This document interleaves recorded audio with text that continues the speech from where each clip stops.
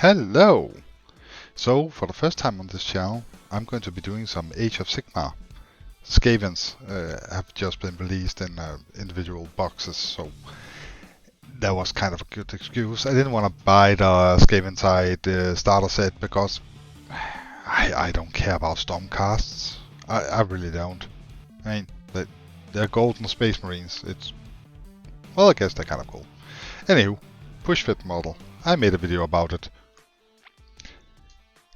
So I'm going to start out with the Brute Terror, because it looked just horrible, but also like something that was fun to paint, and it has actually been a while since I've done a paint job that was just fun. No frustrations really. And by frustrations I mean the situation where you can't really reach something, or you go like, I should have super simply, I'm an idiot, which just isn't fun. So this is pretty much just a fun model to paint. You can be creative with it.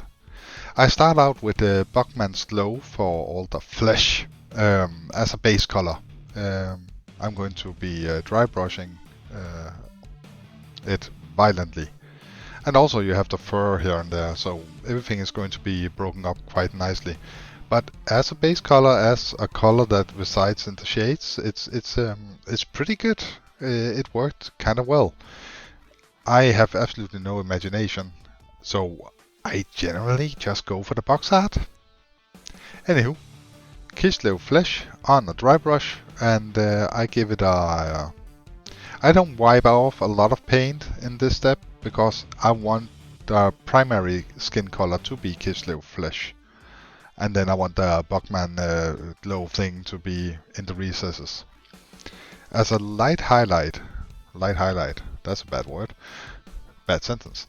Flayed one flesh, and I have wiped off most of it on a paper towel. So it should only be the highest points that I actually hit. I use flesh wash from Two Thin Coats. Basically, it's what's it called, Reichland Flesh Shade. Only, as you can see, this is way more runny, so it's more focused around the recesses than actually dulling down everything else. For the tongue, I use Emperor's Children from Citadel. Probably for the last time. It's pretty dry. Wonderful. And for all the bone parts, so that's horn and claws, I use Morghast bone from Citadel. One of my Citadel paints that hasn't dried out yet. I've also made a video about that. But that's for the claws, the bones. Generally everything is skeleton. And for the middle parts on this model, I use a couple of different colors. First, I go in with the brass from AK Interactive. It's a less warm, what's it called? Less warm Retributor armor. It's pretty nice, flows nicely. And as you can see here, I put on a way too thick layer, and then I just distribute it around. And normally one passing is enough for this. Then for the red metallic parts, I decided to try out Garner Alchemy from Scale Color. At some point I bought a lot of metal colors that are red, blue, orange, stuff like that, and forgot everything about it. And looking at the box art, this seems like a pretty perfect time to try one of them out. So that's what I'm doing now. I must say I like it. It has really good coverage, but is runny enough. Oily Steel from AK Interactive. It's kind of like Iron Hands from Citadel, only better. Yeah.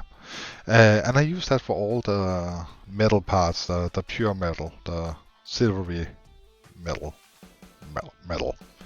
parts.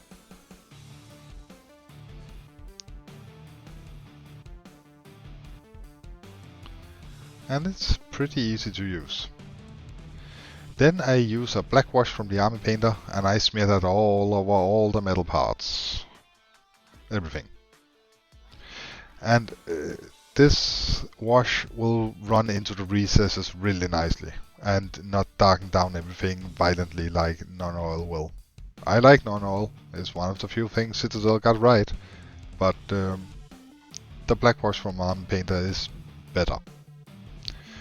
For the tubing, I decided to go with Berserker Red from Two Thin Coats. I think the equivalent is it's a bit it's kind of a warm corn red.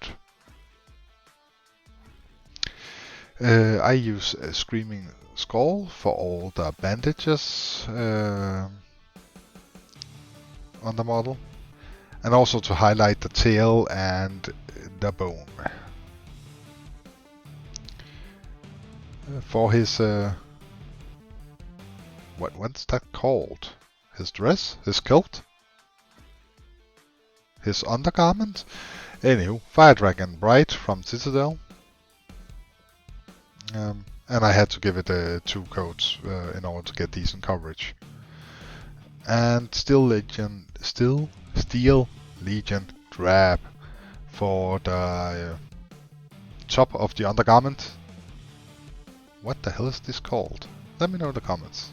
It's I need to learn English. Anywho, so Steel Legion Drab for this.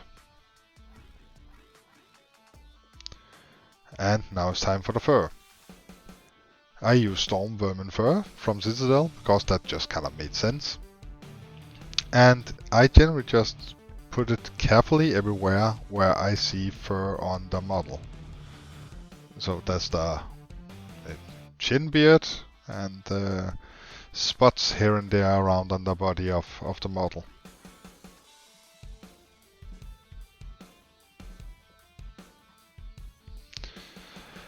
And there are some staples used to keep this guy together, and I use natural steel from Citadel to highlight those, and I do a bit of metal highlighting with that as well. Not from Citadel, from AK Interactive, you idiot. Grazier from Citadel to highlight the hair on the fur, and there will be an example of this in focus as well in a minute. Not a minute, now.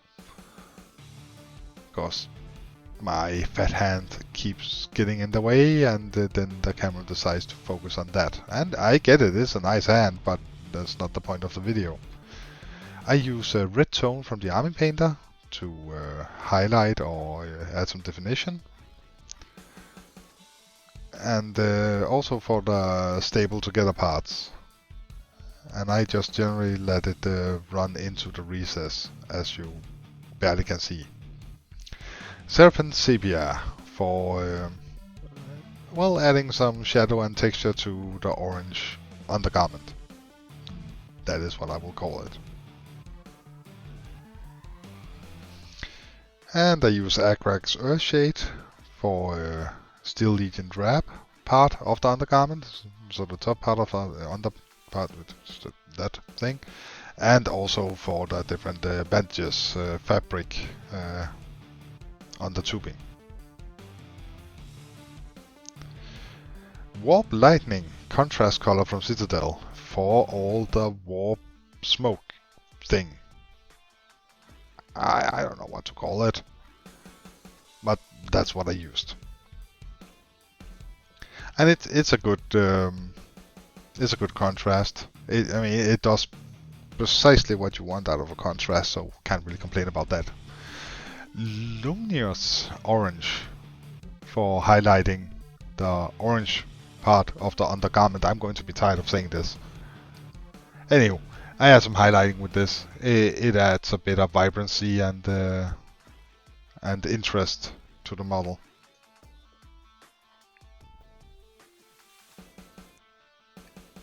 And it's a nice color, flows easily. Sentry Dust for highlighting the Steel Legion Drab part. And with that roughly done, I decided that that's it. And here's the finished result. I decided to do something with the base, so he was standing in a pile of warp goo thing. That I had basing material and I was bored, so why not try that one out? So I wanted the base to be kind of gooby, Anywho, hope you enjoyed this video. If you saw something you found useful, please leave a like. If you feel pity for me, please leave a like. If you haven't done so already, please subscribe. It makes me happy. And it's at zero cost to you. Like, you can make another person happy for free. I mean, who wouldn't want to do that, right? Anywho, thank you so much for your time. It is the most valuable resource that we have, and you decide to spend 10 minutes of it on listening to me, and I do appreciate that. Have an awesome day, and I will see you soon, where I will be painting up some old world terrain. Yes, I bought a house and a fence. Anyway, see ya. Bye.